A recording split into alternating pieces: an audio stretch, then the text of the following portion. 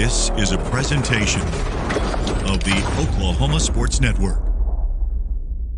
Any other use of this telecast or any pictures, descriptions, or accounts of the game without the Oklahoma Sports Network's consent is prohibited. It may not be reproduced or retransmitted in any form, and the accounts and descriptions of this game may not be used without express written consent.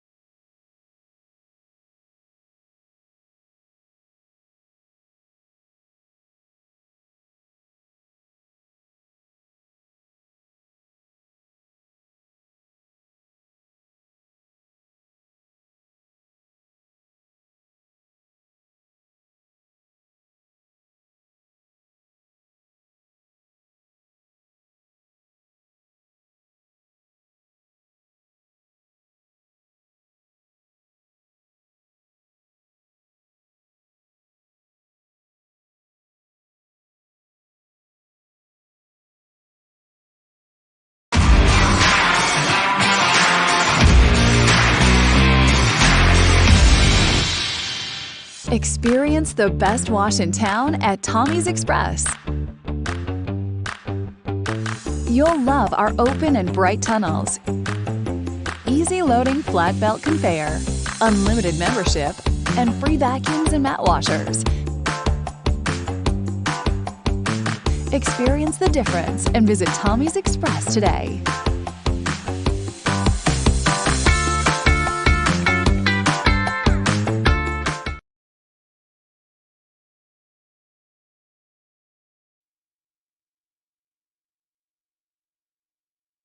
When it comes to your home, you need someone that you can trust to keep it safe and protected for you and your family. Vesta Foundation Solutions is your local, family-owned company that has helped many homeowners fix and protect their homes. Our engineered solutions can take care of all of your foundation repair, basement waterproofing, concrete leveling, and dirt crawl space repair needs. We take pride in getting the job done right, and you'll always be protected with up to a 75-year warranty. Contact us today for a free estimate.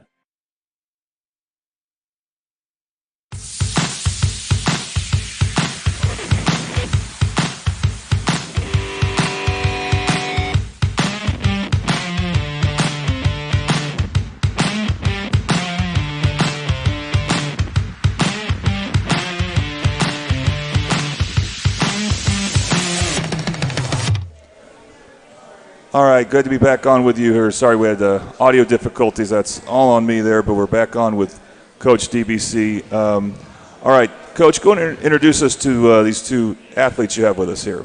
Well, first here to my right, I have senior Ayana Garcia, and I also have to the right of her is going to be senior Michaela Freeman. All right, Ayana, thank you for joining us here. What events do you run or participate in? I'm pretty versatile. My main race is the 400-meter dash, but I also run the 4x1, 4x2, and 4x4. A lot of relays. Okay. And have you been doing track for pretty much your whole life? Or when did you first get into track? I was in first grade, and then from there it'll be like a couple years I'll do it, then I'll stop. So in and out since first grade. It's been a while. All right. And as a senior, are you like a team leader? Would you say you're one of the more vocal leaders on the team? Mainly about the relays. I am pretty vocal about it.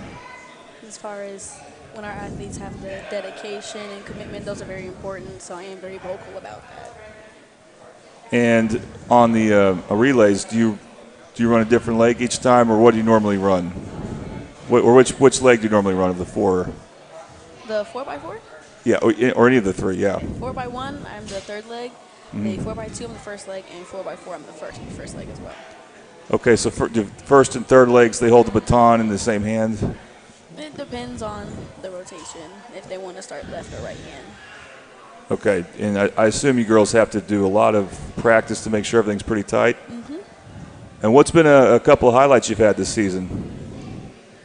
My 400 times are getting smaller and smaller, and that's a blessing to be able to even make it happen. Yeah. It comes with a lot of hard work. I run a 63 right now. Very happy about that. No, that's good. Coach, we'll talk about some of the strides she's had, and do you practice them a lot as far as your sprinters go? I would say for Miss Garcia, she comes to work every day, very hard worker, not easily influenced by, others that may not try to work hard. Mm-hmm. So I think with her, she's earned everything that she's did up until this point. And I think if she keeps working, then her time will keep dropping. And I think she's grasped that point, that aspect of it. And as long as she just keeps her foot on the gas for what I say, the sky's going to be the limit for her. All right, and Michaela, what events do you run? I run the 100, the 200, 4x1, and the 4x2, sometimes 4x4. Oh, okay, so do you guys ever hand off to each other then? Yes. Yeah. Okay, and is there ever any tension when you're trying to get things perfect as far as your relays go? I would say trying to get it right. We want everything to be correct, perfect. Got to make sure we execute what we practice at meets. Yeah. And how long have you run track? I've been running track since my junior year. Junior year. So this is only your second year. Yes. What made you come out as a high school junior? My sophomore year, I actually got stopped by Coach Thomas. He said, "You want to run?" And I was like, I don't know about that one. My junior year, I was like, okay, I'm just gonna try it. And ended up loving it. So. Found out you're pretty fast, huh? Yeah. What are some highlights you've had in track this season? One of my highlights was stepping out of my comfort zone, definitely running things like the 4x4. Even when I didn't want to, I was like, okay, I'm going to push, try for my team. And another highlight was placing first in my 100-meter dash at Chickasha. made me feel real proud of myself. Tell me to put my foot on the gas, kind of keep working harder to progress, keep doing the same thing. Yeah, that should give you some serious momentum. So, a coach, I mean, when you take on someone that doesn't have a whole lot of experience, but it's track, so I assume that there's not a huge learning curve. What's it like getting someone who's brand new to the sport acclimated? Well, I would say for the athlete, they have to want it. Yeah. And that's probably the biggest thing about it. And she does want it. When last year when she first came in, I think it was a learning curve for her to when should I warm up, or what should I be wearing during practice, or how should I handle my recovery. But I think with her being a sponge that she was, just wanting to learn, being coachable, and just getting better. I mean, she put in all the work this as well in her first year, and then her first summer track season. So I think with Miss Freeman, for her being new to it, I think she can set an example for a lot of girls that want to step out of their zone and do something new. Yeah, I think she's the perfect girl for that. Talk about what's a week of practice like, because you'll have your event Thursday or Friday, usually maybe Saturday. Yeah. So Monday, Tuesday, Wednesday, do you handle those days differently when it comes to preparing? Yeah, I would say earlier in the week will probably be more of our harder days. So so all the athletes have enough time to recover. As we get into if it's a hard day, probably that next day we'll probably do more of a speed day with some handoffs and some block work. But I would say one of our foundations is kind of just working on our blocks and our handoffs and just trying to make sure that they're comfortable, as if they had to tie their shoe, just things like that. And I'll say probably towards the end of the week is kind of where we ease up a little bit more.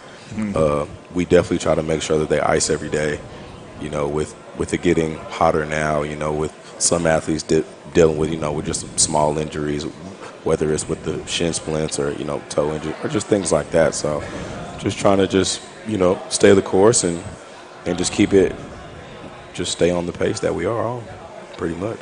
Okay, so Michaela and Ayana, do you have a favorite day as far as practice goes? You know first? My favorite day was probably handoff days. Mm-hmm. We do the handoffs, all like that. It's real. I just like feeling comfortable with it, or being able to feel comfortable with handoffs. So practicing then is probably my favorite day of the week, time of the week. So basically Thursdays, the day before the meet, you okay, get a different feeling at practice, doing the handoffs, all we got to do, and then getting into that mindset. It's a different feeling, and I enjoyed the adrenaline from those days. Well, you talk about mindsets. What's it like the day of a meet? Do you get nervous when you get on that bus and, step out into that, field, whatever stadium you're at? I used to, but I got used to it now, so I'm just let's focus on getting these PRs, the personal records. I don't get nervous anymore. Do you? Me personally, I feel nervous the night before. Right. Feel it all in my belly, because I just feel like it does that because I want to do good, I want to perform. Well, that's a positive sign, yeah. It's a lot of pressure. There are a lot of eyes on you at a track meet, so. Sure. Do you you need to, I know it's important to stay hydrated throughout a meet. Do you also eat occasionally throughout the day? Mm-hmm. Do you have a favorite food to eat as to keep you to keep your energy going? I have I like Cheez-Its, so okay. I eat a lot of Cheez-Its and pineapple sometimes. Cheez-Its and pineapple. Okay. I like that combination. I would say lots of fruit, like bananas, pineapples. Bananas are good, that. Yeah, something light that keep me up, moving. All right, Coach, who are some other ladies that are starring for you, maybe in the distance events or in the field events? I would say Miracle Henderson, Joanna Salazar. She's a freshman this year. She's coming along really strong. What does she do? She does the 100, the 200, the 4x1, and the 4x4 for us. Sarai Rawls, she's one of our distance girls. She runs the 800 and the mile for us. She's also a freshman. Well, I know her because she's helped with our broadcast of football, mm-hmm. so I really like her. And then we had got a few transfers in. Zanaya Wilson, Natalia Wilson, she's a freshman too as well. It's just a great group of girls, and of course we got Deanna Douglas. Of course, you know she's throwing for us. Defending state champ, right? Mm-hmm. There we go. And then it's just a lot of different girls that just come to work every day, and I don't want to leave anybody out, like Amari Jones and some other girls. Janae Vills. I'm just trying to make sure I don't forget anybody because I know they're going to be on my head if I do. Well, we know Deanna does shot put. Does she also do discus? Yeah, she does. She does both of them this year. So, do you think she can improve her distance from last year? I think she can do whatever she puts her mind to. Definitely. I think she definitely has that kind of talent, and that's all. It's really on her. Who are your jumpers? Our jumpers this year, we have Jordan Hanna. She played basketball for us this year. Okay. And she's a good jumper for us. She jumped for us last year, so she's looking forward to competing when we get ready for conference and regionals and state, and of course this week too as well, this Friday. So. And what do we have coming up this Friday and beyond? This Friday we have the Titan Classic at Carl Albert. Okay, that's it's a pretty big meet. All the Middale schools will be there. We'll have some other big schools there. It's a really good preview for us going into conference and regionals just to get the competition. And I think we're excited for it to kind of see where we stand, and you know, it all comes out Friday morning. And then you said conference, is that the following Thursday? Yes, sir. That's going to be next Thursday. So will that also be at Carl Albert, or is that you go somewhere different? I want to say our conference might be at PCO, but I may be wrong on that. But I want to say I know it is on Thursday, so I'll just try to keep my mind on just for this week, and we'll worry about it when it comes. Right, 1 week at a time. Yeah. Ladies, what do you feel about? You excited to just make a short trip this time to Carl Albert?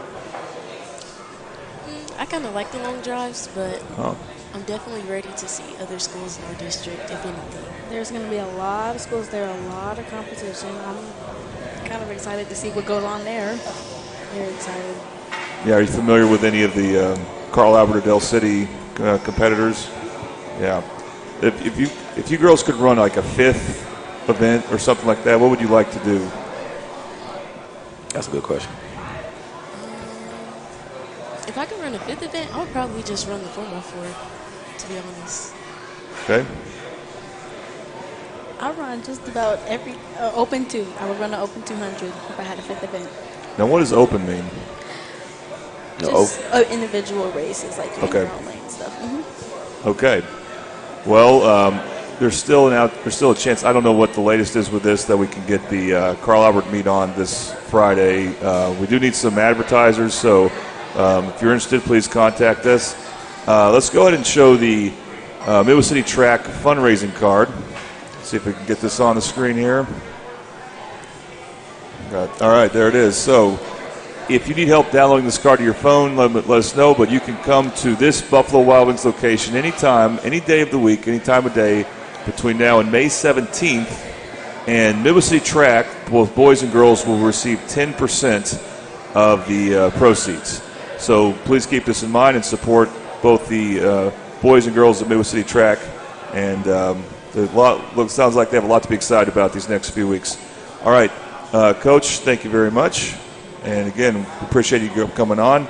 Michaela, Ayana, thank you very much, and hope you girls win. Thank you for having us. Thank you for having us. Go win this week and next week and beyond. All right, we'll have more Midwest City Track coming up. We'll talk to the boys right here on the Oklahoma Sports Network.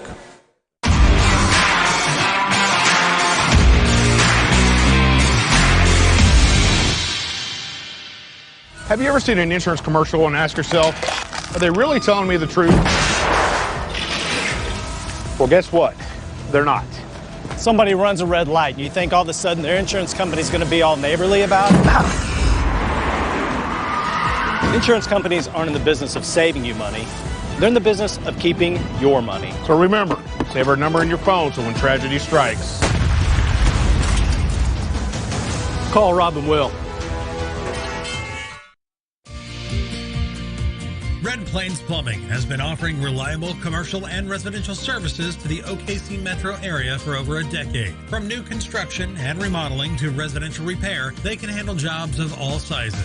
When you need a trusted name in plumbing, it's Red Plains Plumbing. Family owned and operated. Phone 405-769-1922. That's 405-769-1922.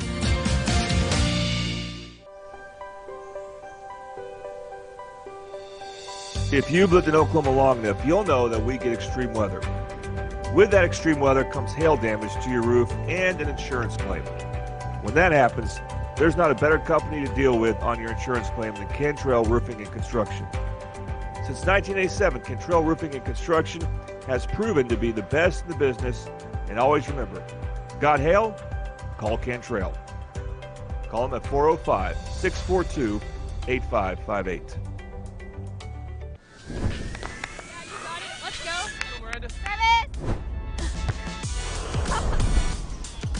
What business do you want to start? I want to start a car mechanic shop. Let's say we go to Scissor Tip. Can you go get some coffee? Yeah, let's go. You got it. I think she was from 1, Rose State. 2, 3. Woo-hoo! Congratulations, Rose State college graduates.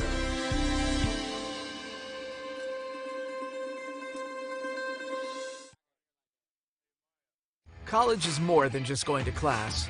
College is a journey. It's meeting new people and making new friendships that will last a lifetime.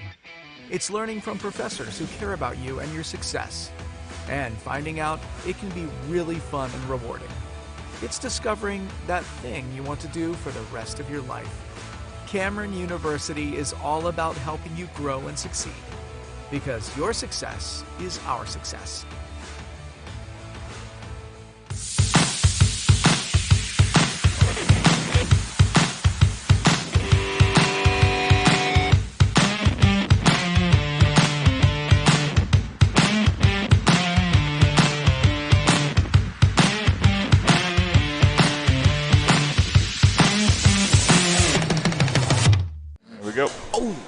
All right, welcome back to the Mid-Dell Sports Report on the Oklahoma Sports Network.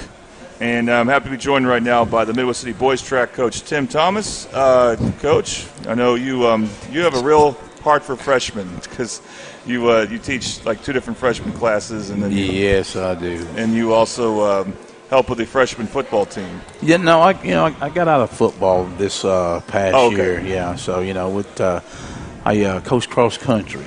Okay. Had a blast with that. It was fun. Yeah, it's got to be a very different pace than football. Yeah. Cross country just kind of helped the program, get going in a better direction. The last years I've been there, actually it's 10 years, and spend most of that in football. We never got a chance to, try to develop the track team. It's always had some real good talent come through there. Yeah. And so I figured that if I could step away from it and really focus on, what I really love and when I went to college, I ran track in college. So, pretty fun. Cross country was fun. I was going to ask you, how did you wind up at Midwest City High School?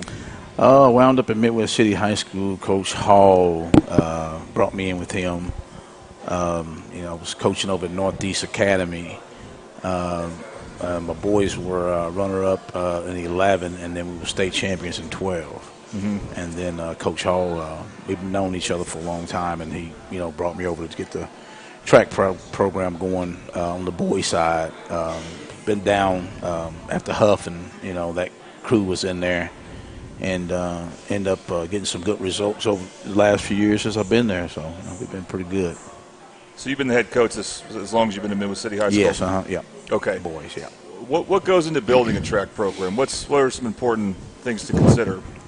Oh, well, the main thing is, guys understanding what track and field really is, the work ethic, what goes with it, the weightlifting behind it, the running, being consistent, taking care of your body, eating right, trying to cut down on injuries, and then we can get through the season. The season is it seems so long, but it's short, And I always tell these guys, if you're not taking care of your body, you pull up, you're done. It's just not that many. It's not that long of a season, but that's my philosophy on building a good track program. So what's more difficult? Because I coached middle school track for 1 year, and I always thought it was interesting. They didn't practice a lot. They practiced every day, but it wasn't for very long. Right. So I would want to know is it more challenging to figure out the optimal dose of how much practice, how much intensity to put into practice, or is it harder to figure out who should be doing what events? Yeah, it's you can tell the sprinters from the middle distance and all that stuff like that. But as far as the workouts are intense on certain days, and then there are speed workouts on the next day. But a lot of that is how disciplined are you, to be successful in whatever situation we're in. Track practice does run pretty long, but some days are very intense. High volume, which I call high volume. A lot of 300s, 400s, 450s. I time everything. I have the managers time everything, chart everything to make sure, if this kid is this here, what is he doing? If he's not hitting the times, do we need to go to try another event or something like that? And then, after that, we do a lot of icing too. There's a lot of ice out there where they take ice baths after to let the body recover. Okay, let's talk to these first two athletes. You brought quite a few, so we're happy to talk to all of them. Who we got first? Darwan Davis. All right. Greg Gordon. Okay, Darwan, what are your events? The 100 and 200. Okay, so you are a sprinter. Yes, sir. Two relays. Did you do both individual and relay? Yeah. Okay. 4x1, 4x2, 4x4. All right, also 4x4. Greg, what about you? I'm a 4x1, 4x2, 4x4, open 4. Okay, so you do all the relays. Yes, sir. Okay, so we got a lot of speed here. Let's start Darwan. How long have you been running track? Since 7th grade. What made you interested in it? I was just fast. I was like, let me try track. So you knew you were fast. You're like, might as well win some medals and stuff like that. Yeah. Okay, and what event do you prefer, 100 or 200, if you had to pick just one? The 100. And that's usually, if you do well in that, you're considered like the fastest of the fast. Yeah, I'm the fastest on the team, so yeah. You are the fastest on the team? Yes, sir. Do you ever find that, does it help to have your type of hair, or does it ever feel like a detriment? No, I feel like it's an attribute. Attribute, okay. Yeah. What's the highlight or two you've had this season? You said highlight? Yeah. What do you mean by that? Just something good that's happened to you. Something you've enjoyed, whether it's on the relay team or an individual event. Probably me running my 10.6. Okay. And when was this? Last week at Duncan. All right. Felt pretty good about that? Yes, sir. And what grade are you in? Sophomore. Sophomore. Okay, so you're pretty young. So fastest guy on the team, only a sophomore. Yes, sir. Coach, what do you think? Could this be someone who runs college, and what do you think he can get to that next level, and again, which I ran at the next level and the highest level. Went to the Olympic trials in '92 and the 400. It's a lot of discipline. You have to be disciplined in what you do, and if he can continue to stay focused and stay disciplined, he has a very good shot at running at that next level. All right, Darwan, what grade are you in? Oh, Darwan. Sorry, you're Greg. I'm sorry, Darwan. Greg. I got it. I'm a junior. Junior, okay. So we'll get some more of you next year. That'll be good. How long have you been running track? Since freshman year. So what made you decide to start that sport out in high school? Try something new. Try something new. And you've taken to it, obviously? Yeah. So when you do relays, which leg do you run? First leg. First? Yeah, set the tone. Okay, so, and you do that for all three? Nah, I'm second leg for the 4x4 and the 4x2. Okay, so when you run first leg, you don't have to worry about taking the baton. You start out with it. Does that take some pressure off you? No, not really. No. Okay. And since you do mostly relays, was there a particular event you guys did well on that was, like I said, a highlight for you? 4x1, my non-split. 9 split. Pretty good. When was this? At Duncan. Okay, so you guys had some good running going on at Duncan. Coach, anything else was good going on at Duncan at that meet last week? Yeah, we did well across the board. 4x1. We're ranked number 5 right now in Class 5A. But I feel like we're a man down. And when I mean man down, it's just don't have that speed at that last leg. We basically missing a man on that, and then 4x2. We'll see over at Carl Albert on Friday if we are a man down on that one too. I think the mile relay should be pretty solid. We got a slow leg, so hope we can hang on. My philosophy is if I got a slow leg on there and all 3 are fast, I try to get a push, put him last. If you're gonna beat us, come get him. That's just my. And is there a lot of talking and communication involved with that? Oh yeah, of course. So then, Greg, what's important when it comes to having a clean relay run? Handoffs.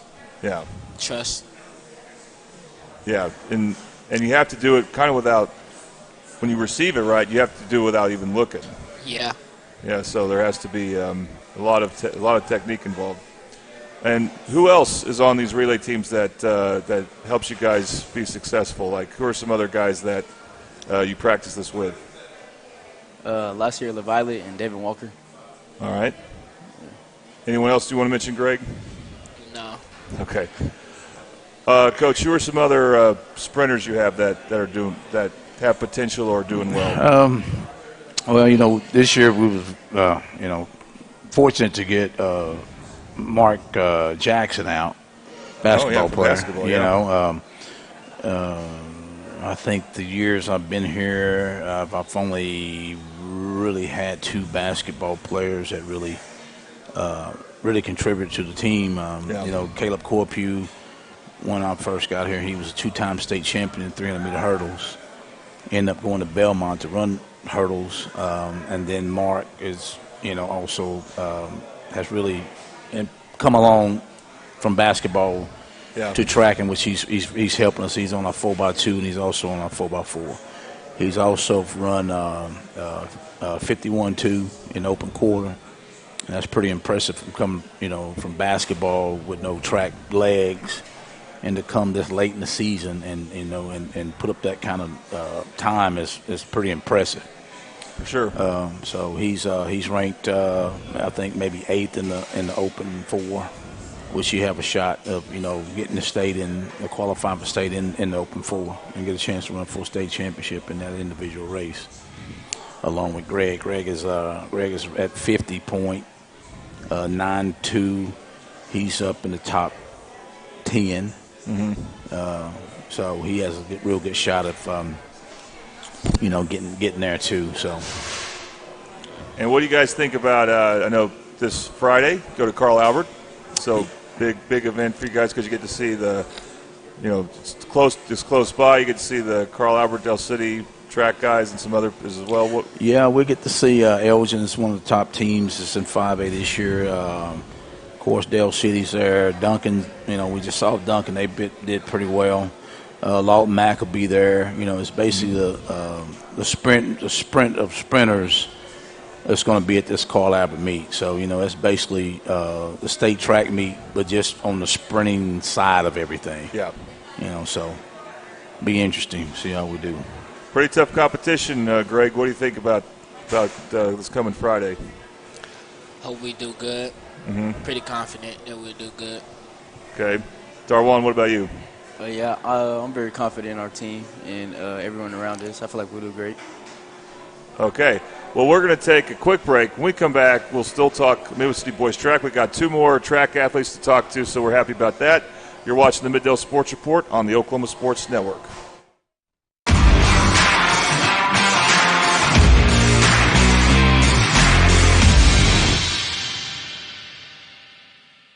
When it comes to your home, you need someone that you can trust to keep it safe and protected for you and your family. Vesta Foundation Solutions is your local, family-owned company that has helped many homeowners fix and protect their homes. Our engineered solutions can take care of all of your foundation repair, basement waterproofing, concrete leveling, and dirt crawl space repair needs. We take pride in getting the job done right, and you'll always be protected with up to a 75-year warranty. Contact us today for a free estimate. Experience the best wash in town at Tommy's Express. You'll love our open and bright tunnels, easy loading flat belt conveyor, unlimited membership, and free vacuums and mat washers. Experience the difference and visit Tommy's Express today.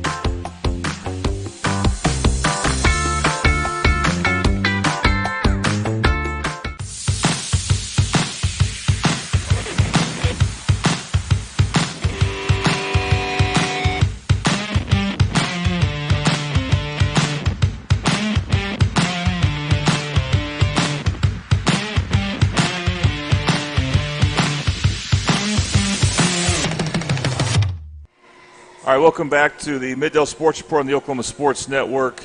Coach Thomas, before we introduce these next two gentlemen, what do we have after this week for look forward to Middle City Track? Yeah, we have Big 7 conference coming up on Thursday.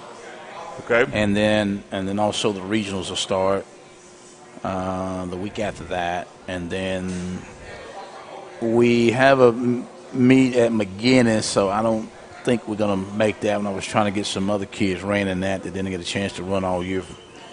So I think we're going to probably skip that one. And then also we have state after that. I mean, state will start up, and we're at Western Heights for the state 5A and 6A track and field championships. Western Heights. Before that, you mentioned conference and regional. Do you know where those will be located? The Big 7. Big 7 will be at PCO, and will be PCO, okay. And then we won't know until Friday at 4 o'clock at Carl Albert when it all comes out. The East is hosting is Union Jinx combo, together, and I want to say Broken Arrow, I think, which we went to that one last year. And then in the West is Norman and Edmond Memorial. Okay. So, yes, yeah. And I really don't know that much about the East. I want to say it's Broken Arrow, maybe. I'm not for sure. But I know Union and Jinx is going to piggyback on one. So. All right. And who do we have with us here right now? Michael Villacorta. Okay. And Michael, what are your events? I do all the hurdles. 110 hurdles and the 300 hurdles. Hurdles, okay. That's a dangerous event sometimes. Have you ever had to eat it? Nah, not yet. Not yet. Hopefully not ever. Okay. All right. And then what about you? Maurice Williams. What was your first name again? Maurice. Maurice, okay. And Maurice, what are your events? I do shot put and I do discus. Okay, we get to talk to a thrower. Awesome. Okay, so Michael, what made you get into hurdles? Was there something exciting about running and kind of jumping at the same time, or how did you get involved with hurdles? When I was younger, I just thought the hurdles looked cool, so I wanted to try it. That was like 6th grade too. So you've been doing hurdles since 6th grade? Yeah. And when you first started, was it a little intimidating? Did you fall any, or was it? No, I never fell, but it was definitely intimidating. I didn't know if I could jump and run at the same time. And now you don't even think about it, I'm guessing? Not at all. What grade are you in? I'm a junior right now. So you've been doing this for about your 6th year then? Yeah, pretty much. Okay. So what leg do you usually lead with? Is it always one leg and every time? I try to keep my right leg in front, but the 300s you got to alternate sometimes. So I try to get comfortable with both. Okay, so when you practice, do you practice that as much as you practice the actual running? Just getting comfortable with that? I mostly practice hurdles right now because we're getting closer to state and regionals and stuff. So I'm just trying to keep myself in the rhythm and stuff. Okay, and let's see, Maurice, what made you decide to do shot put and discus? When did you know you could do those? Because obviously you have to be really strong to do that. I've been throwing since I was like 6. Okay. And I just thought it looked cool, like seeing people spin in a circle and then throw a ball and that disc is super far. So I just like, man, I wish I could do that. So I tried it one day, and I was like, okay, I'm pretty decent, so I decided to do it. Do you ever compete against Deanna in Yes, practice? at practice. We have friendly competitions every day. She's pretty good, right? Yes, she is. Well, it's good that you have that type of quality practice. What's it like preparing to throw shot put? Do you have to? Do you work? Does it change how you work out? As far as Coach mentioned lifting weights for all track athletes a few minutes ago. But what goes into preparing yourself, both during the season and off season, to be good at shot put? I would say a lot of weightlifting, a lot of explosive drills. Because shot put and discus, it's a lot of lower body movement. I will also say like stretching plays a huge part of it. Eating right, being hydrated. Yep. Because we work super hard. Sitting in the sun a lot. Right. Oh yeah, definitely during a meet. Yeah. Yeah. And then what about discus? I mean, it's lighter, but is it really different in technique? Or? Yes. Since the shot put ring is smaller. Yeah. You got to shorten down your steps. Unlike discus, you got to stay long. Yeah. Well, Coach, it has to be nice that for a field event like that, you have someone who's been doing it for so long. Yeah. I've seen Maurice really improve. Right now, he's sitting third in 5A with the farthest throw. So, okay, he's missed that state qualifying. Even get a chance to even get the opportunity to throw at state. He didn't make it last year, so this year he's doing well. And shot puts, he's doing quite well in that too. So. Number 3 in state of 5A, number 3 with the throw he's thrown has, been very impressive this year. So he's worked hard, and he's well deserving to, punch his ticket into at Western Heights. So it'd be fun to see how he performs. So, excuse me, going to Western Heights, is that something that one has to qualify for individually? Yeah, well, regionals, he'll qualify for regionals to go to state, which I think he really has a real good shot making it this year. Okay. Coming out of that regional win. All right, that's awesome. And then for Michael, having someone who's been experienced at hurdles, I don't know if that's something that sometimes you have to pull someone who's new at it to do, and then there's a lot of coaching involved with that. Yeah, he does. Caleb Corpue came out, and came to a practice and showed him some drills he needs to do every day. That's awesome. And it's paying off. I thank Caleb for coming out. He always comes to see Coach, and he's good kid, loving to death. But he did take some time and get with Michael and show Michael some things that he did in college, and which was very helpful for Michael. Michael's also is number 5 in Class 5A in hurdles. So his chances are real good of making it to state also coming out of that regional. So he's worked hard, and I think these two guys are sitting in pretty good positions to make it to state. Absolutely. Michael, what's been a highlight for you so far this season? Definitely just that last meet at Duncan. Okay. I finally broke into the 15s, which that was great too. That felt great. Okay. Yeah, that's all. And Maurice, I didn't get, what grade are you in? Junior. I got it. I did get it. Never mind. But what's been a highlight for you so far? I would say that Ponca City meet. Okay. That's where I secured my spot in discus. I threw 150. I surprised myself, but got in the ring, didn't think, and just threw it. It's great when you can surprise yourself like that. All right, Coach, who are your jumpers? Long jump. Long jump. High jump, either one. Khalid Grant. Yeah. Okay. Jordan Yeah, Hammond. KG. Yeah, he's a high jump. He's done. I think he's about 5'8". He has some improvement to do. Also, long jump. I want to say he's probably 17. Yeah, Lala's jumped 19 at Duncan, so he had a PR. La Sierra Violet. Yeah. And that's pretty much it. Those two are my long jumpers. Okay. That's pretty much it, All right. Well, what do you guys think about competing at Carl Albert? I'm excited. I'm definitely excited.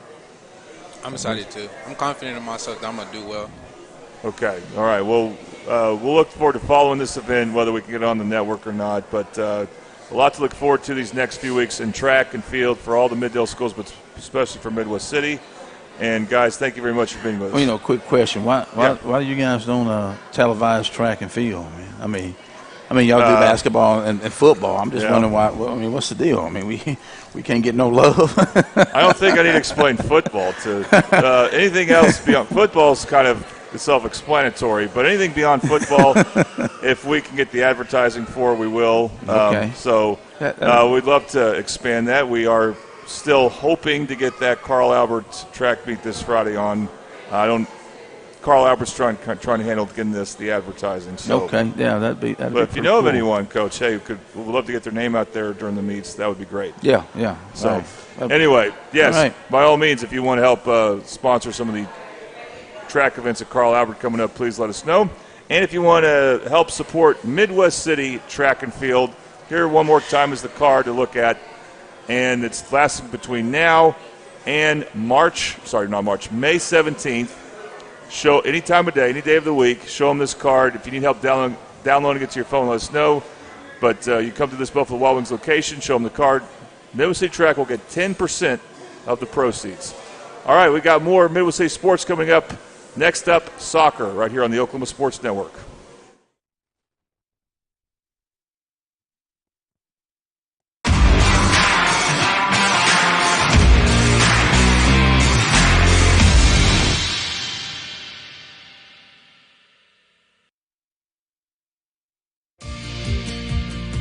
Red Plains Plumbing has been offering reliable commercial and residential services to the OKC metro area for over a decade. From new construction and remodeling to residential repair, they can handle jobs of all sizes. When you need a trusted name in plumbing, it's Red Plains Plumbing. Family owned and operated. Phone 405-769-1922. That's 405-769-1922.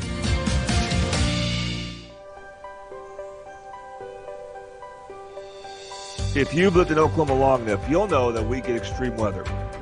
With that extreme weather comes hail damage to your roof and an insurance claim. When that happens, there's not a better company to deal with on your insurance claim than Cantrell Roofing and Construction. Since 1987, Cantrell Roofing and Construction has proven to be the best in the business, and always remember, got hail? Call Cantrell. Call them at 405-642-8558.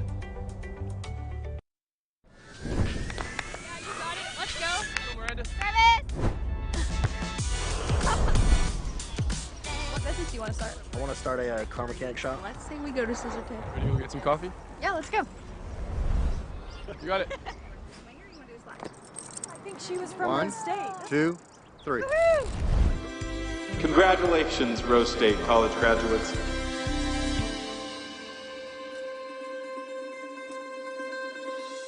College is more than just going to class. College is a journey. It's meeting new people and making new friendships that will last a lifetime. It's learning from professors who care about you and your success. And finding out it can be really fun and rewarding. It's discovering that thing you want to do for the rest of your life. Cameron University is all about helping you grow and succeed. Because your success is our success.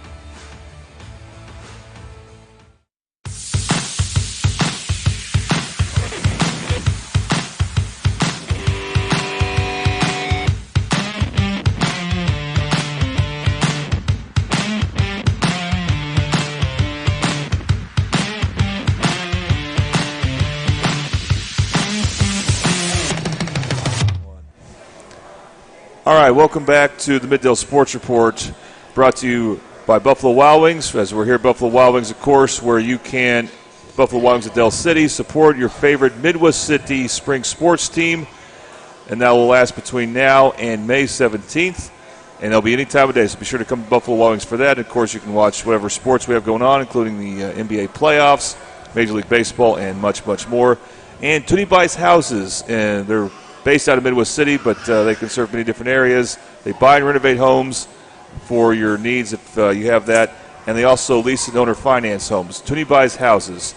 And for the first time for the Middale Sports Report, we get to talk soccer. We hope it's not the last time. I'm pretty sure it will not be. We're going to talk Midwest City soccer right now with Midwest City soccer coach Phil Kroll. Coach, thank you very much for coming on. Talk about how you first got to Midwest City to coach soccer. So my little brother goes to the school. Okay. And he had mentioned that they were in need of a soccer coach. And so knowing that I played soccer, he told me about it, and I reached out to the athletic director, did an interview, and here I am. All right. And is this your first year? This is my first year coaching. It's not even a full year yet. Okay. It's first time coaching. I've only been coaching for a few months, probably started last summer. Right. And first time taking on a high school team, first time being head coach. So, yeah. It's a lot to take on. What's been some of the challenges you've had that you may not have been expecting? Trying to get these guys to learn to play the sport the right way, to love the sport, to respect the sport. You know, Midwest City is not an area known for soccer, and so trying to introduce that, that was a challenge. You know, obviously, you know, the IQ, the technical ability is a little bit behind, and so that was the biggest thing I think coming in that I dealt with, was just, you know, we're just a little behind on things, and we're trying to get caught up to speed and get the guys, you know, understanding, you know, what it is to be a soccer player. Did you get them going in, was it January when you were able to start practicing with them on a regular basis? Yeah, so I came in a little late. I came in the beginning of January, and so we only had about a month of no games and a month to get to know the guys before we started playing, and then we were right in it. Yeah, I mean, it takes a while to get things just right, doesn't it? So that is quite a challenge. Yeah. So, and you said you played soccer when you were younger? Yeah, pretty much played all my life. You know, little kid soccer. I played club. I played high school. I actually played at Midwest City High School, so I'm an alumni. Went on to play college ball and a little bit of semi-professional. So. Wow. So, I mean, you're definitely very knowledgeable about the sport. I know a little something. Absolutely. So one thing that is interesting is, of course, you guys made some headlines by what happened against El Reno, and I don't want to go into, you know, a whole lot of detail about it, but basically the refs did not know the rules, and you guys should have had an overtime win. What was it like dealing with that afterwards? You know, what's it like? What's the message you have to your players after an experience like that? So, I mean, it was pretty tough. It's always hard when, you know, ref decision-making can cost you a game. But that's the sport. That's all sports, you know. It's part of it. It could have been our first win. I thought that it would have been a great way to win. The boys went into overtime. It was a very close game. They were battling and went back and forth on goals. And to come up short like that because of the lack of knowing the official rules, it was pretty tough. And I think that from that game, the boys kind of started to understand that they can compete and they do have a chance to win games. It was probably the first time we ever went up in a game. It was the first time some of these boys have scored goals. Scored multiple goals in a game. So, I mean, even though it went how it went, it was still a win for us in the program and soccer in this side of the city. Okay, and who do we have with us here? I have one of my seniors, Idel Gadames, and then my goalkeeper, Dominique Cochran. All right. Say your name one more time. Hidalgo Gadames. Hidalgo. Am I saying that right? Yeah. Okay. All right. And Dominique. All right. Good to have both of you here with us. Hidalgo, you've been playing soccer since you were young, I assume? Yeah. And what position do you play? I play right back, but for the school I play center back. Center back. So does that mean, like, when it's your turn to when you guys get to kick, are you the one kicking it first? Yeah. Okay. And what are some of the nuances here between playing like right center back or you said middle center back is what you play here? Yeah. Center back, you control more of the team in the middle and the whole team. Right back, you just help the team get up and down. Is there a lot of talking that goes on Yeah. to communicate to your players? Yeah.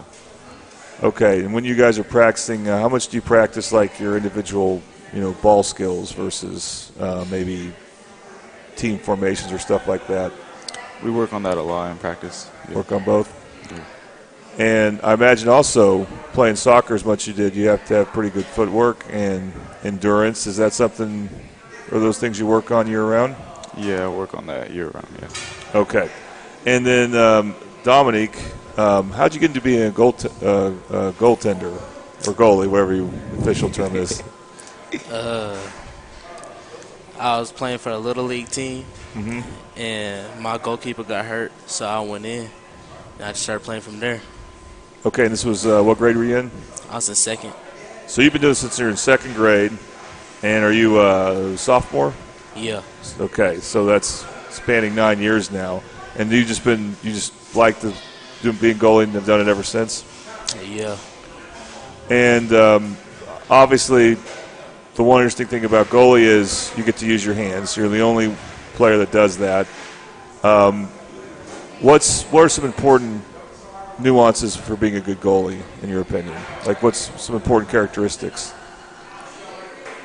Man, really, I just go out there and work hard. Yeah.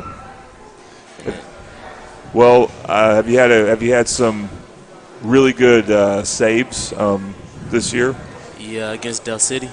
Oh, I had a PK save against El Reno. Penalty kick save, yeah, and those are the most difficult because they get a free kick, and I don't know how far away it is, but it's pretty close, right? Yeah. The interesting thing about you is you also play football. Yeah. And so you got some time, I think, at center for football, right? Yeah. Okay. So they're both kind of football, but one's called soccer here, and the other one you can call American football, I guess. Yeah. So as a goalie, do you still do participate in a lot of the conditioning drills? Yeah, I got to condition a lot to get back, run around. Okay. And Coach, what I know these two came in part because they're available, but what have they brought to the team that you really appreciate? Well, Edel's he's a senior, and he's probably one of my most experienced players. He plays club at Norman Celtic, so he brought a little bit more experience, IQ, technical ability, so he was a big key factor to the team. Really made a lot of great decisions and great moments, during the games that had he not been able to play in as long, it could have been a problem for us. But I think that's what he brought. And then for Dom is just a beast in goal, man. For somebody who's not, a full-time soccer player and hasn't had all the proper training as a keeper, he's just raw talent and made a lot of big saves for us. He's the reason why a lot of games didn't go extremely bad. Yeah, for sure. I'm sure against a good team like Carl Albert, you played him yesterday, right? Yes, sir. And he held them to only 2 goals. I bet, that Dominic had a good game in that one. Yeah, man. I think a lot of the kids had good games. I mean, they both were outstanding. He was playing center back that game, and he was just a brick wall. Was cleaning up any loose ball, cleaning up tackles, getting the play started from the back, and then Dom, of course, like you said, had a lot of great saves coming out, stopping one-on-ones, and just did their thing. It was a pretty good game, and yeah, we held them at 2-0, which was a win for us, to be honest. Yeah, I mean they have a good record. They're going to be in the playoffs, so that was definitely encouraging there. You guys play at is it Guthrie? Guthrie's next, yes, this Friday. At Guthrie? Mm-hmm. So, at Guthrie. So soccer also gets to play at the Rock, I assume. Is that, is that what's called, or is it? But it's at their football field. Yeah, I'm not sure. I have no idea what it's called or what they call it. Football, it's called the Rock, but I don't know if that term gets thrown around for soccer or not. So maybe I'm assuming it's the same place. Yeah. But yeah, we'll be playing them wherever they have us. Yes, I only know of one high school where they have a different soccer field and football field. I don't know how common that is in other places, but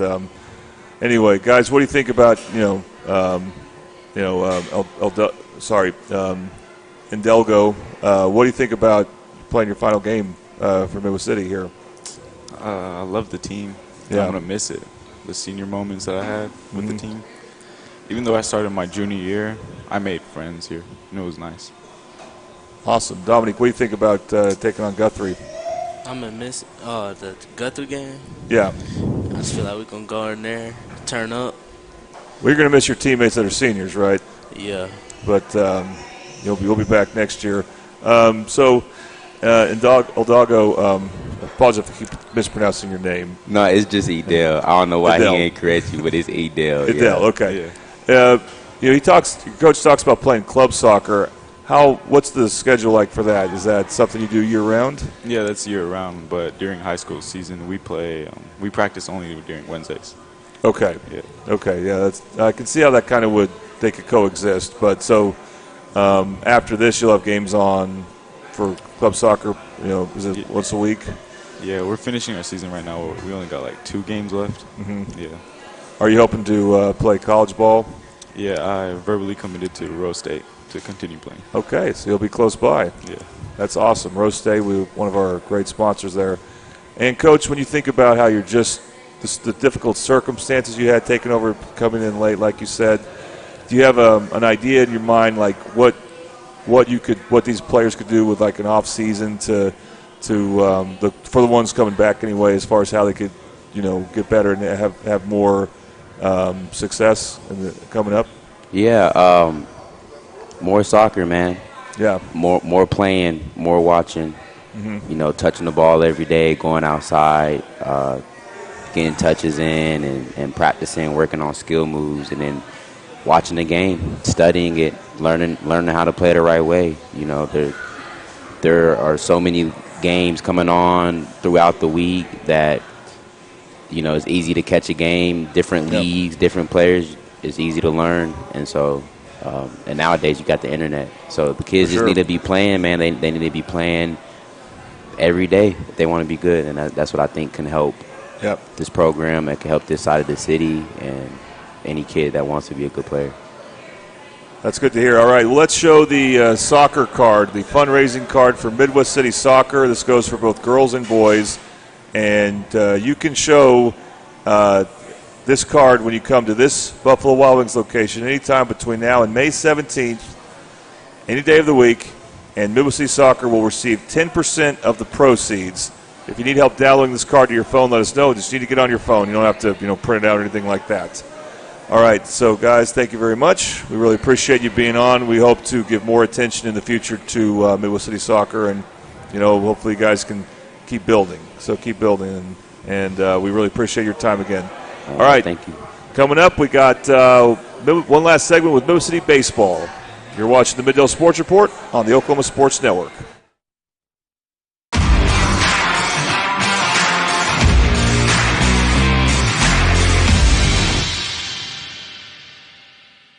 Have you ever seen an insurance commercial and ask yourself, are they really telling me the truth? Well, guess what? They're not. Somebody runs a red light and you think all of a sudden their insurance company's going to be all neighborly about it?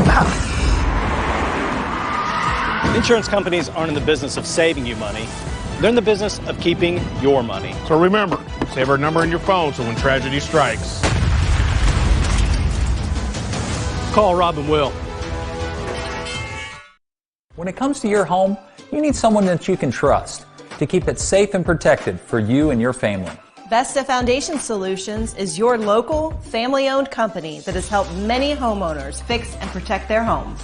Our engineered solutions can take care of all of your foundation repair, basement waterproofing, concrete leveling, and dirt crawl space repair needs. We take pride in getting the job done right, and you'll always be protected with up to a 75-year warranty. Contact us today for a free estimate. Experience the best wash in town at Tommy's Express. You'll love our open and bright tunnels, easy loading flat belt conveyor, unlimited membership, and free vacuums and mat washers. Experience the difference and visit Tommy's Express today.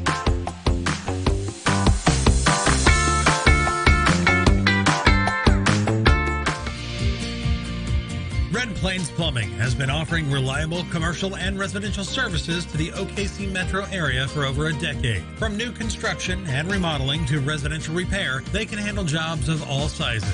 When you need a trusted name in plumbing, it's Red Plains Plumbing. Family owned and operated. Phone 405-769-1922. That's 405-769-1922.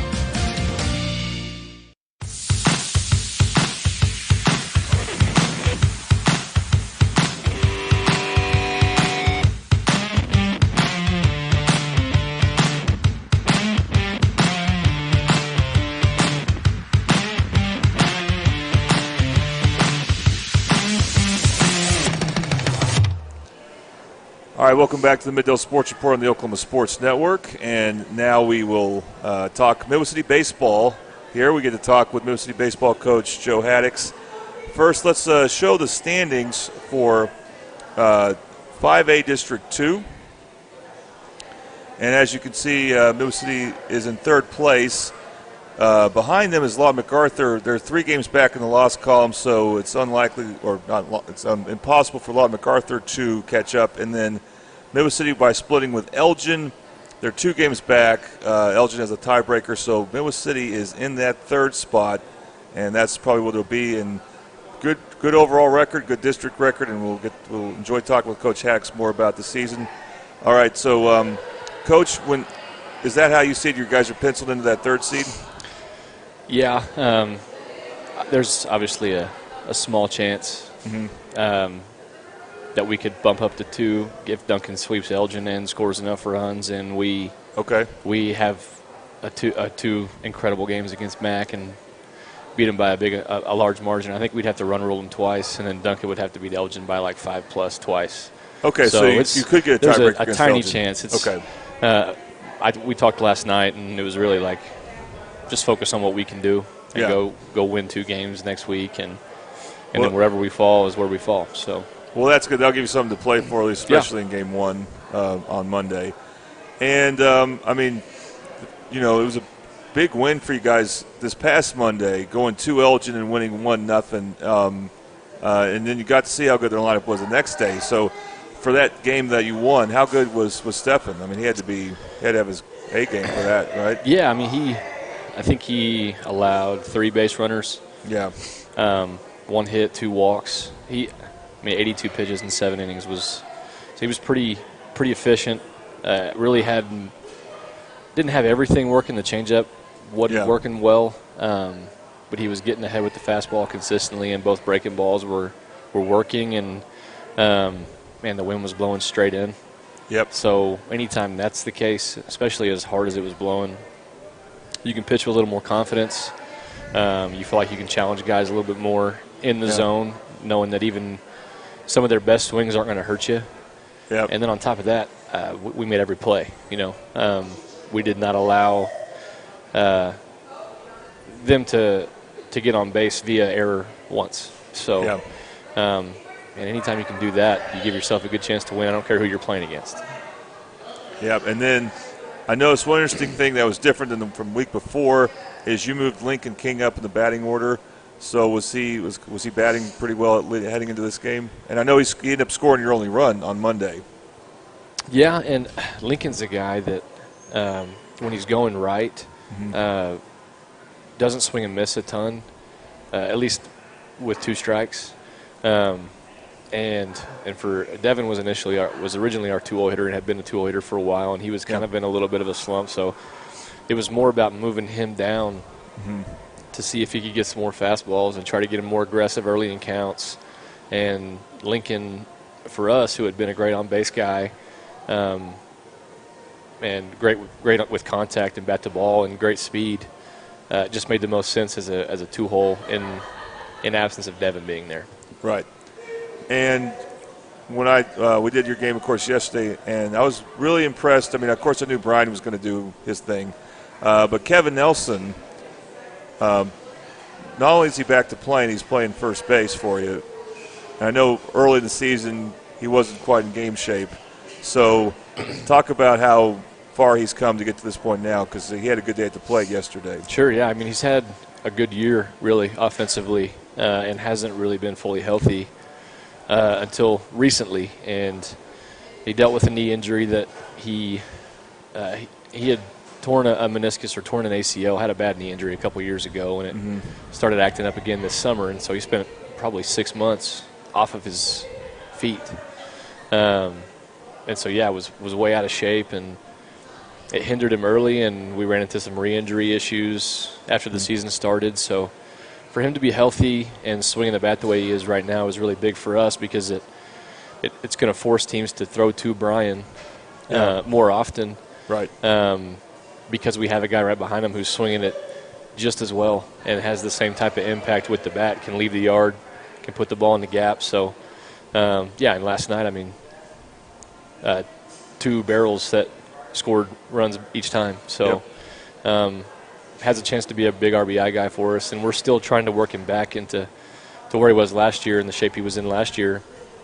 But it's a long road. Anytime you have an injury like that or a re-injury like that, it's a long road getting guys back. So just glad he's playing and maintaining health for now.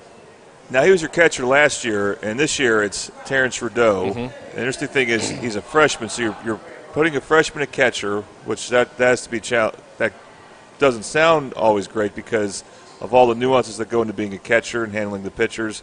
And not only that, you have him batting leadoff. So talk about Terrence and why how you have faith in him as a catcher and a leadoff hitter. Man, it's been a process. He's still pretty green back there. I mean, ideally, he's somebody that we would want in the outfield. Okay. But I like him in the middle of the field regardless, whether it's catcher, whether it's playing second base or playing center field. We're fortunate to have Brian in center field. And with Kevin hurt, catcher was a position of need. Yep. So I told him early on, because we knew that he was going to be a contributor, and I told him early on, this is going to be your quickest and best opportunity to play as a freshman is behind the dish. So he's bought in. He's still learning a lot about not just how to catch, but how to captain the defense, how to communicate with teammates, how to make sure guys know where they're supposed to be, where the ball's supposed to go, calling pitches. Different things like that he's still learning, but at 15 years old, and he's done a pretty good job for us back there. And then in the leadoff spot, man, he is a spark plug when he gets on base. Right. I think, don't quote me, he's probably 27, 28 stolen bases on the year, which as a freshman I think up to this point in the season is super impressive and leads our team in stolen bases. So anytime he can get on base, and he does a lot, he creates havoc, and we can do a lot of different things with him. So, man, he's provided us some flexibility in the lineup, and we have all the confidence in the world in him to go compete, and he loves to play. So we're fortunate to have him. And you guys, I know, usually on the weekends you'll go on the road a lot, and I know sometimes you'll host, too, an individual game. But then this past weekend, the Bill Tipton Classic, which I know it's a big deal for Midwest City and for Carl Albert, and even Shawnee is in on that. And you get a lot of games in on your home field. Well, what was help us go through that tournament, and you ended up you played 3 games. How do you determine your fourth opponent, which ended up being Bishop McGuinness, which ended up being a very high-scoring game? Yeah. So what went into that? Yeah, so the tournament went really well. Thought there was a lot of good baseball played at our place, and we played some good baseball. I think we overcame some bad offensive games by pitching well, playing good defense, and then giving ourselves a chance late in games. We had to walk off 2 times on Thursday and Friday. So, but we were fortunate to go 3-0 in our first 3 games, and then placement-wise, there were 4 3-0 teams I think that were playing on Saturday, because we had a handful of teams that decided they didn't want a game on Saturday at all. Okay. And so we decided that based on run differential. And so Dale and Elgin had the best run differentials of the 3-0 teams, so they played in the championship. And then Coach Whiteley at Carl Albert prioritized making sure teams were playing somebody they hadn't played before with a similar record in the tournament. So that's how we ended up playing Bishop McGuinness, because they were 2-1 with the lone loss being a 1-run loss to Carl Albert.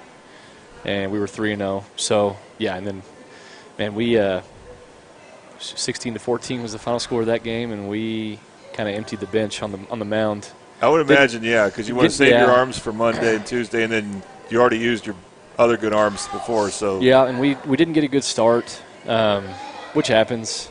So we had to go to the pen early, and we're using guys that don't normally throw, but we're just looking for compete in the strike zone, and forced them to swing the bat, and we did that, and we gave up 16 runs and didn't make a single error.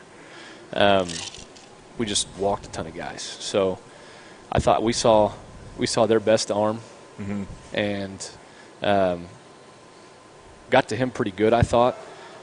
But we kept giving away free bases, and I thought we competed really well offensively. So it was really encouraging. After the previous couple of days, we struggled swinging it, so it was nice to see us come alive with the bats a little bit. But it was overall 3-1 weekend in the Bill Tipton, and last year was a disaster for us. So, from year to year, definitely an improvement, and it was definitely encouraging for us to have that type of weekend going into Monday against Elgin. So it's interesting how you described putting the matchup together. So this is something that you and Coach Whiteley and a couple others talk about Friday night, and to say, hey, Coach Whiteley handled it. Okay. And we had talked previously about certain matchups, and if we were to match up, where the games would be played, like logistically, stuff like that. But as far as the matchups themselves go, Coach Whiteley handled that. Okay. And Elgin came to where did they play their championship game at? At Carl Albert. Okay. So, but they still been making a lot of trips to Midwest City then. Yes. Yeah. Okay. So, once you get to the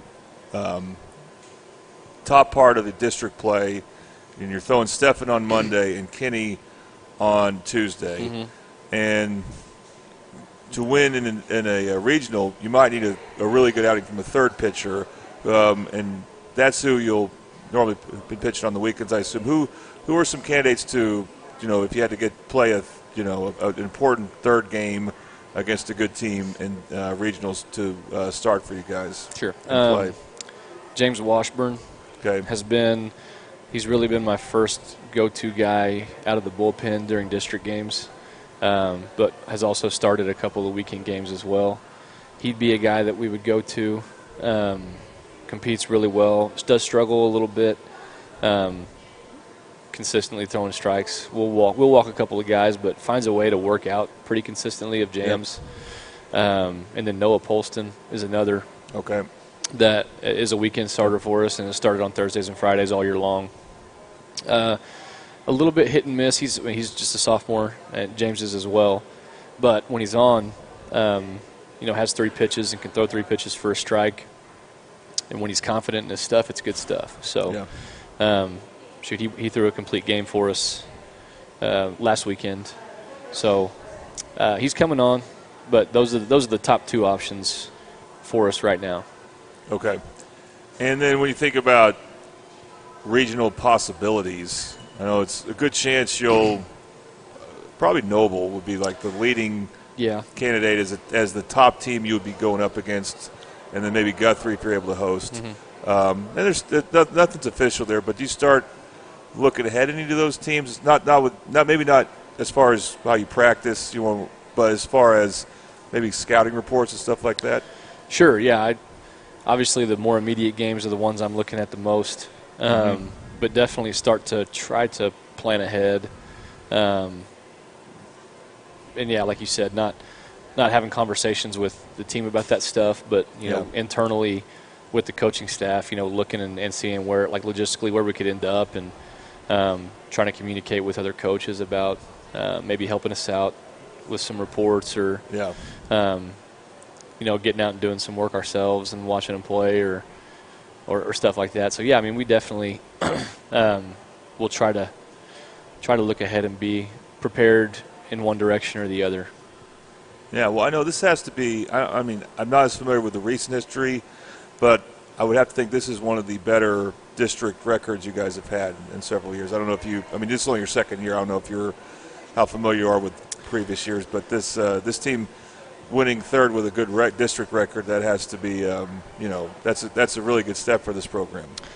Yeah, I think so. And I know that Midwest City Baseball has always meant something, for 40 years now. Right.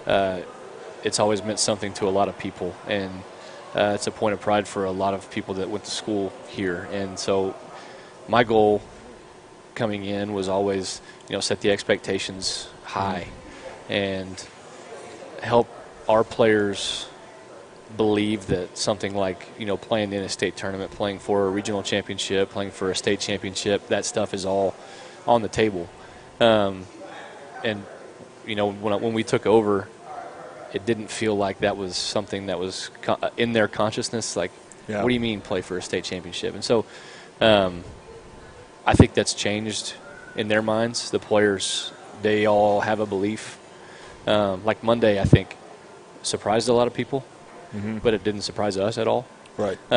Just because we know who we can be and what we're capable of when we show up and do what we're supposed to do, and that doesn't always happen. It's baseball. But, I think,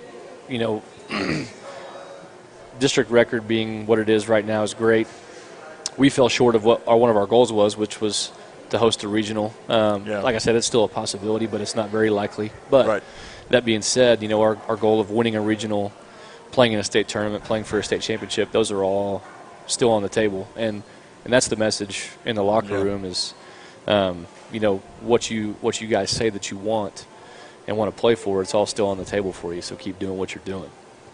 All right, sounds good. Let's show the fundraising card for Midwest City Baseball. And, of course, you can download this to your phone. If you need help with that, let us know. We can text or email it to you.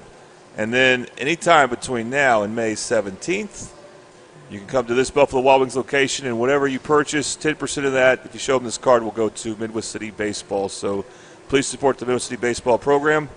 All right, Coach, thanks very much. We hope to cover Midwest City Baseball's regional, whether they host or go to Noble or Guthrie, wherever they wind up. We hope to show those games and even travel if we need to. The logistical things to work out, but we'll try to make it happen. We want to thank all the coaches who came tonight. Next week we plan on talking Del City spring sports, so be sure to stay tuned in for that. Our baseball game, the next one we'll have will be Tuesday coming up. That will be Noble at Carl Albert. So we look forward to that. Thank you for joining us. You've been watching the Mid-Dale Sports Report on the Oklahoma Sports Network.